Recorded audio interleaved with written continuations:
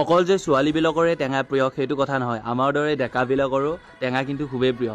তাতে আকৌ গৰমৰ দিনত দুপৰীয়া সময়ত পথাৰত বহি পেলাই আম খোৱাৰ মজাই বেলেগ। তো আমিও ওলাই আহিলোঁ 4জনমান ডেকাই আম খাম বুলি।